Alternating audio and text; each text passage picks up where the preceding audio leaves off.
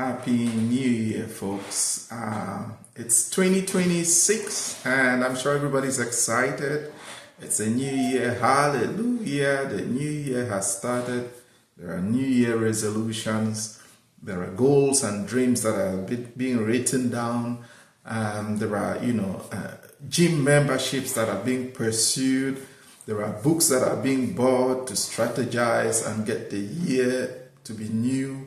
There are different avenues for acquisition of knowledge, courses that people are buying at this time to make sure that things will be different.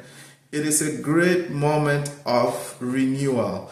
In fact, if I was checking a catalog of the churches, and there are different denominations that have different slogans for the year.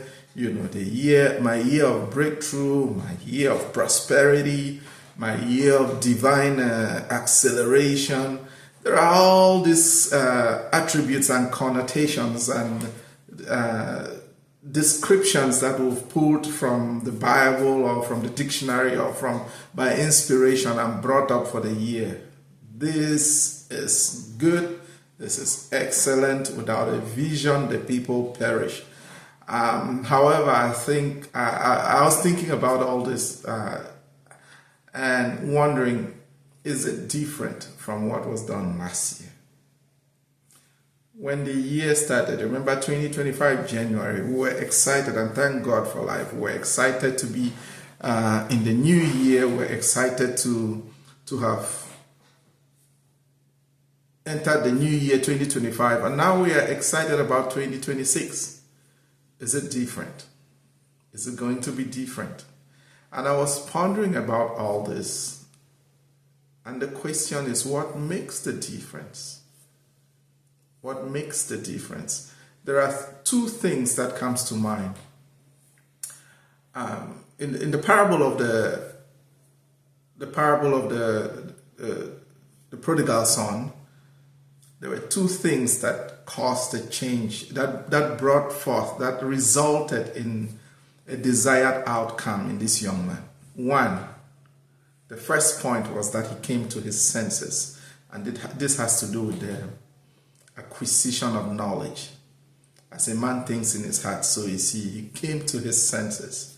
He started reasoning, that's why I said, the buying of books, writing New Year's resolutions, doing all these things is excellent. That's how things ought to be done. But the second part was that after doing that, he came to his senses. He decided that he would take an action. I will go to my father's house. You see, if an action, if the dream, the huge, humongous dream and vision and goal and the esoteric dimensions of what God has revealed to us in the new year, if it is not backed by action, there won't be a difference. If it is not backed by consistent action, there won't be a difference.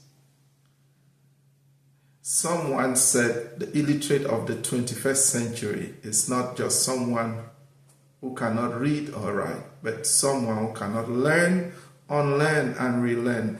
And the proof of learning is the action associated with the learning. In fact, today I was listening to someone, and I got this really, really cute quote. It says, the smartest thinker will always outperform the dumbest doer. The smartest thinker, will always be outperformed by the dumbest doer. The smartest thinker will always be outperformed by the dumbest doer. Because the person who does something, even if he's not as smart as the thinker, will eventually obtain or acquire the desired result. And so it is important to highlight the necessity of not just be thinkers, but be doers this year. Let us not just be hearers of the word, but doers of the word. The master said, when in his definition of wisdom, he said, he who hears my word and does them, I'll liken him unto a wise man. Wisdom is not the acquisition of the knowledge, but the action that is associated with the acquisition of knowledge. This is a year of doing. This is a year of getting out of the comfort zone. This is a year of acceleration, the year of consistency. Consistency in action. Consistency in doing what you and I have been called to do. It is important to highlight this. Make this year the year of doing, because if action is not backed, if the thought process and all these New Year resolutions are not backed by actions, then I call it an exercise in futility. It is not. It is zero. And so I want to encourage us, brothers and sisters, as we're getting into the new year, is there something that you've been keeping in the background that you're not doing? You have to get to do it now. And I'm not saying it from a theoretical perspective. This is something I'm implementing in my own life. Sometimes I wake up and pray, and you know how we Christians think, you want to pray and pray more and pray more. But these days when I pray, I think of what action has to be associated with the praying.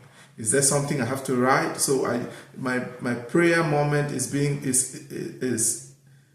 not just a moment of communing with the presence of God, with the divine, but also a moment of knowing what He wants me to do, writing it down so that I can do it. This is the year of doing. If you don't engage in doing, there will be no difference between 2025 and 2026. That can be a guarantee. Well, in fact, there's a possibility of retrogression. There's a possibility of being worse or going backwards. But thank God for grace, will not move backwards.